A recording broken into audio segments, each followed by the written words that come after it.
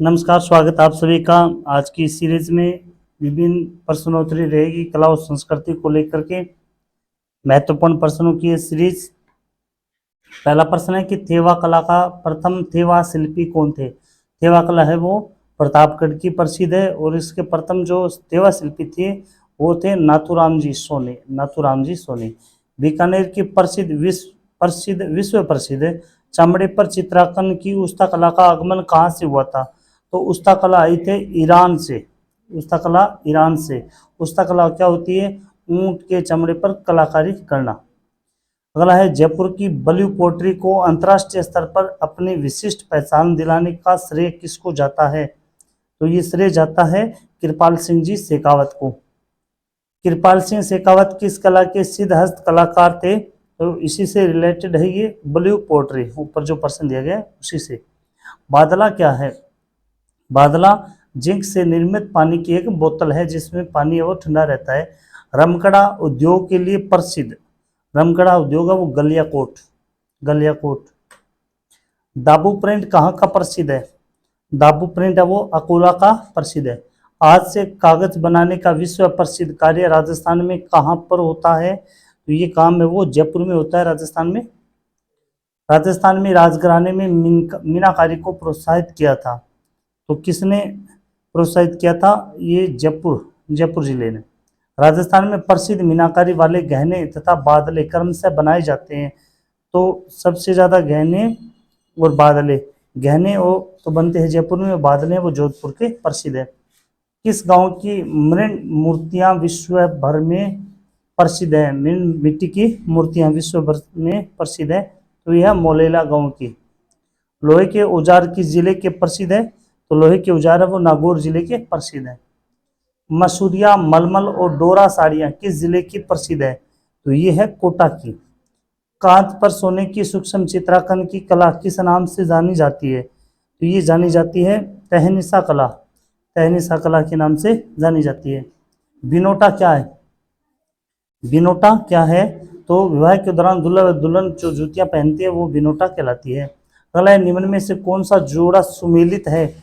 तो इसमें से जो जोड़ा है वो मसूरिया साड़ी है वो कोटा की प्रसिद्ध है। अगला है राजस्थान में पोमचा कहते हैं। तो ये प्रश्न थोड़ा आगे, इसके ऑप्शन आगे हैं। पोमचा क्या है?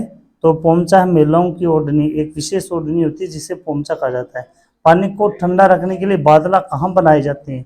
तो बादला, ये पहले भी प्रश्न आ चुका है। तो बादला किस क्षेत्र का प्रसिद्ध है? जोधपुर क्षेत्र का। विश्व प्रसिद्ध अजरक प्रिंट निम्न में से किस स्थान से संबंधित है?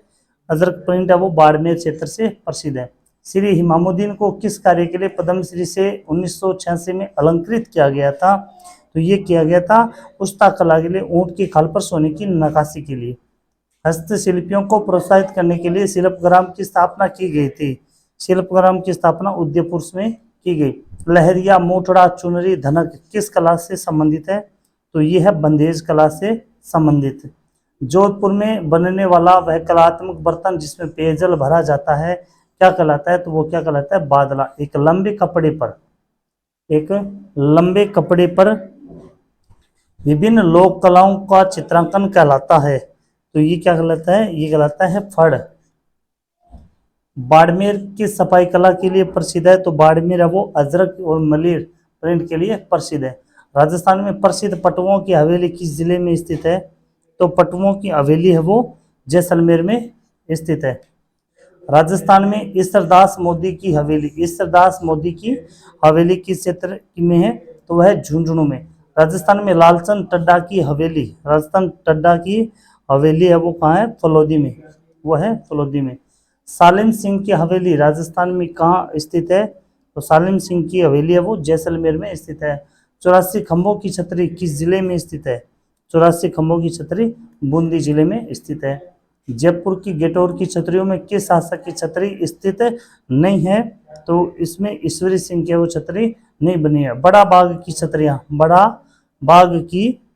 कहाँ पर है? तो जैसलमेर में। 66 छतरियों से युक्त चारबाग किस शहर में स्थित है? तो ये है वो बूंदी में। स्वाई ईश्वर सिंह की छतरी कहाँ पर स्थित है? स्वाई ईश्वरी सिंह की छतरी है वो चंद्र महल में स्थित है। अलवर की मुस्सी रानी की छतरी का निर्माण किसने करवाया था? तो मुंशी रानी की छतरी का निर्माण करवाया था बख्तियार सिंह ने। देवकुंड सागर की छतरियां किस जिले में स्थित है? तो बीकानेर में स्थित है। निम्न में से चित्तौड़गढ़ दुर्ग में किसकी छतरी स्थित है? चित्तौड़गढ़ दुर्ग में किसकी है? रैदास की छतरी। 16 खंभों की छतरी किस जिले में स्थित है? 16 खंभों की छतरी है वो नागौर जिले में स्थित है। जयपुर की राज परिवार की छतरियों को क्या कहा जाता है? तो उनको कहा जाता है गेटोर की छतरियां। अमरगढ़ की छतरी कहाँ पर स्थित है? इंपॉर्टेंट पर्सन है। अमरगढ़ की छतरी है वो भीलवाड़ा में स्थित है। बूंदी के 84 खंभों की छतरी का निर्माण किसने करवाया था? तो ये करवाया था अनिरुद्ध सिंह ने। संत पीपा की छतरी किस दुर्ग में है? संत पीपा जो दर्जी समुदाय के आराध्य देवता है उनकी छतरी गागरुन दुर्ग में। राजस्थान में 33 करोड़ देवी देवताओं की छतरियां कहाँ स्थित है? तो 33 करोड़ देवी देवताओं की छतरियां है वो जोधपुर में स्थित है। राजस्थान में अंतेट की छतरी कहाँ स्थित है? तो यह है नागौर में। राजस्थान में सेनापति की छतरी ये कहाँ पर स्थित है? जोधपुर में। राजस्थान में मामा भांजा की छतरी कहाँ पर स्थित है? मामा भांजा की छतरी है वो भी जोधपुर में। राजस्थान में ब्राह्मण देवता की छतरी कहाँ पर है? तो ब्राह्मण देवता की छतरी है वो मंडोर जोधपुर में। मारवाड़ की पन्नादाई की छतरी ये कहाँ पर है? ये भी जोधपुर में है। मारवाड़ की पन्नादाई गोरादाई। गोपाल सिंह की छतरी कहाँ पर स्थित है? यह है करौली में। घोड़े की मजार किस दुर्ग में स्थित है? घोड़े की मजार यह तारागढ़ अजमेर में। घोड़े की मजार जहाँ पर दाल चढ़ती है। उद्धव सिंह इनमें से किस वाद्ययंत्र से संबंधित है? तो उनका संबंध है वो पखावज से है। किस वाद्ययंत्र का संबंध नारद जी से जोड़ा गया है? नारद जी से जोड़ा गया है तो एक तारा का। सेणी डमरू एवं पिनाक का प्रवर्तक किसे माना जाता है? सेणी डमरू और पिनाक का प्रवर्तक वो शिव को माना जाता है। कमाइचा किस प्रकार का लोक वाद्य यंत्र है जो हाथ की अंगुली से बजाया जाता है? तो ये है तत्वाद्य अंतर। विश्व का प्राचीनतम वाद्य यंत्र क्या माना जाता है? सबसे प्राचीनतम वाद्य यंत्र है वो माना जाता है डमरू को। वह सारंगी जैसा होता है। इसे मुख्यतः मंगनियार लोक गायक व नागपंथी साधु बजाते हैं। अलवर भरतपुर के बरथरी जोगियों द्वारा किस प्रकार की सारंगी बजाई जाती है? तो ये बजाई जाती है जोगिया सारंगी। तत्वाद्य यंत्र तंदूरा अन्य किस नाम से भी जाना जाता है? तो अन्य किस नाम से जाना जाता है? उसे तंबूरा वीणा और चौतारा भी कहते हैं। उक्त सभी। अगला है मेवाड़ के रावल व भाटी जाति के लोग रमतों में मुख्यतः क्या बजाते हैं? तो ये बजाते हैं रबाज। निम्न में से कौन सा वाद्य एक तत्वाद्य है? तो इसमें जो तत्वाद्य है वो है जंतर, रबाब, गुजरी, यानी ये सभी। जोगियों का प्रमुख वाद्य यंत्र कौन सा है? जोगियों का प्रमुख वाद्य यंत्र है वो है सारंगी। वो है सारंगी। अगला है अलवर जिले के जोगी जाति के लोग निम्न में से किस वाद्य यंत्र को बजाते हैं? वो बजाते हैं बपंग को। किस सुशीर वाद्य यंत्र का अन्य नाम नफीरी के नाम से भी इसको जाना जाता है? तो सेनाई को नफीरी के नाम से भी जाना जाता है। जहूर खां मेवाती, उमर फारूक मेवाती आदि किसके वादक थे? तो किसके वादक हैं? तो यह बपंग के। निम्न में से कौन सा वाद्य वीणा के आकार का होता है? वीणा का प्रारंभिक रूप कहा जाता है? तो ये कहा जाता है जंतर को। कौन सा वाद्य यंत्र आधे कटे नारियल की कटोरी पर खाल मढ़कर बनाया जाता है? तो ये बनाया जाता है वो रावण हत्था को मढ़कर बनाया जाता है। लोहे का मोरचंग किस प्रकार का वाद्य यंत्र है? तो ये सुशीर वाद्य यंत्र है। एक लोक वाद्य के संबंध में निम्न कथनों पर गौर कीजिए। यह सनाई जैसा होता है। इसे ढोलिया व लंगा जाति द्वारा विवाह में बजाया जाता है। इसे गीला करके बजाया जाता है। निम्न में इससे कौन सा तत्वाद्य यंत्र नहीं है? इसके मुख पर खजूर, ताड़ और खगोर वृक्ष का सरकंडा लगाया जाता है। तो ऐसा उक्त वाद्य कौन सा है? तो ऐसा है वो सुनाई। दुक्काली नामक वाद्य मुख्यतः कौन बजाता है? तो ये कौन बजाता है? भील जाति के लोग बजाते हैं। राज्य के सुशीर वाद्य में सर्वश्रेष्ठ सबसे सुरीला और मांगलिक वाद्य किसे माना जाता है? तो ये माना जाता है शहनाई को। एक लोकवाद्य के संबंध में निम्न कथन पढ़िए। ये एक सुशील वाद्य यंत्र है, इसे कालबेलिया शाम को मोहित करने के लिए बजाते हैं, इसे बीन भी कहते हैं। तो ऐसा वाद्य यंत्र कौन सा होता है? पुंगी होता है। कर्णा भील किस वाद्य का प्रसिद्ध वादक है? कर्णा भील ये है नड़ वाद्य यंत्र का। बरगू, बरगू किस प्रकार का वाद्य है? बरगू किस प्रकार का वाद्य है? सुशील वाद्य यंत्र है। पीतल से बने किस सुशील वाद्य को रणभेरी भी कहते हैं? तो रणभेरी कहा जाता है उसे। सतारा, बुंगल और मृदंग ये सभी प्रकार के होते हैं। निम्न में से कौन सा वाद्य एक अवनद वाद्य है? ये प्रकार का अवनद वाद्य है वो है रबाब, रबाज और मृदंग, यानी उक्त सभी। निम्न में से कौन सा वाद्य अवनद और ताल वाद्य नहीं है? अवनद और ताल वाद्य नहीं है तो वो है झांझ। तुरा और कलंगी लोकनाट्य में तुरा और कलंगी किसका प्रतीक माने जाते हैं? तुरा और कलंगी रूप माने जाते हैं राम और सीता का। निम्नलिखित में से कौन सी राजस्थान की लोकनाट्य शैली नहीं है? तो इसमें ढाडी, ढाडी ये शैली नहीं है। अगला है राजस्थान के एकमात्र शास्त्रीय नृत्य कथक के जयपुर घराने के प्रवर्तक माने जाते हैं। तो ये माने जाते हैं भानुजी महाराज, भानुजी महाराज। चार वेद क्या है? चार वेद क्या है? यह काव्य से भरपूर एक लोकनाट्य विद्या है। बिलो का प्रसिद्ध लोकनाट्य कौन सा है? तो बिलो का सबसे प्रसिद्ध लोकनाट्य है वो है गौरी। ओपेरा शैली पर आधारित रंगमंचीय व्यवस्थाओं एवं जटिल तकनीकी के अनूठे संगम के लिए प्रसिद्ध भवानी नाट्यशाला कहाँ स्थित है? तो ये है झालावाड़ में।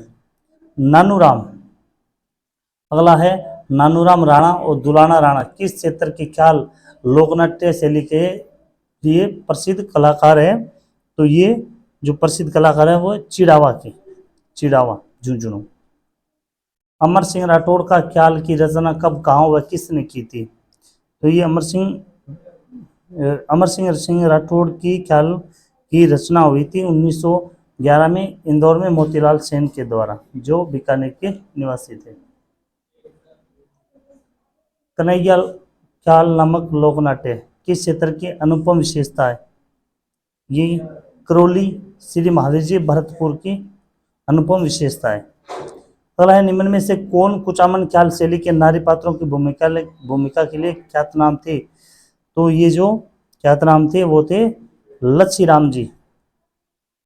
राजस्थान में तुरा कलंगी लोकनाट्यों का प्रचलन कहाँ आरंभ हुआ था? तो राजस्थान में चित्तौड़गढ़ से। हेला ख्याल में मुख्य रूप से कौन सा वाद्य प्रयुक्त किया जाता है? तो हेला ख्याल में मुख्य रूप से नौबत, हेला ख्याल दोसा का, लाल सोट दोसा का प्रसिद्ध है। अलवर का रसखान किसे कहा जाता है? अलवर का रसखान कहा जाता है अली बख्श को, राव अली बख्श। ख्याल लोकनाट्य शैली के सूत्रधार को क्या कहा जाता है? तो उसे कहा जाता है हलकारा, हलकारा। शहनाई, नकारा, चंग किस तरह के लोकनाट्य के प्रधान साज है? तो ये प्रधान साज है वो तुरा कलंगी लोकनाट्य की। तुरा कलंगी क्या है? तुरा कलंगी एक लोकनाट्य विद्या है। राजस्थान के किन लोकनाट्यों में सुसज्जित मंच बनाए जाते हैं? सुसज्जित मंच है वो तुरा कलंगी में बनाए जाते हैं। हड़ाओ मेरी की रमत का सूत्रपात किसने किया था? हड़ाओ मेरी का सूत्रपात किया था जवाहरलाल पुरोहित ने, जवाहरलाल पुरोहित ने। रमत लोकनाट्य शैली का प्रारंभ कहाँ से हुआ? रमत लोकनाट्य शैली का प्रारंभ जैसलमेर से माना जाता है। निम्न में से किस रमत का आधार प्रतिवर्ष घटित नवीन घटनाएं होती है? ये नवीन घटनाएं तो सांग मेरी रमत में। बीकानेर में रमतों का श्री गणेश किस रमत से होता है? रमतों का श्री गणेश किस रमत से होता है? तो होता है पकड़दादारी रमत से। तमाशा लोकनाट्य विद्या को निम्न में से किस शासक ने प्रोत्साहित किया था? ये किया था स्वाई प्रताप सिंह ने। बंशीधर भट्ट किस लोकनाट्य के प्रमुख कलाकार थे? बंशीधर भट्ट थे ये थे तमाशा लोकनाट्य। अमर सिंह राठौड़ का प्रमुख पात्र, अमर सिंह राठौड़ का प्रमुख पात्र कौन है? तो ये है नागौर के राजा राठौड़ अमर सिंह, बादशाह शाहजहां का साला सूबेदार सलावत सिंह, हाड़ौती के हाड़ाराव की कुंवरी हाड़ी रानी, यानी ये सभी। लास्ट प्रश्न है गोहर जान किस लोकनाट्य से संबंधित है? तो गोहर जान है वो तमाशा से, गोहर जान है वो तमाशा से प्रसिद्ध है।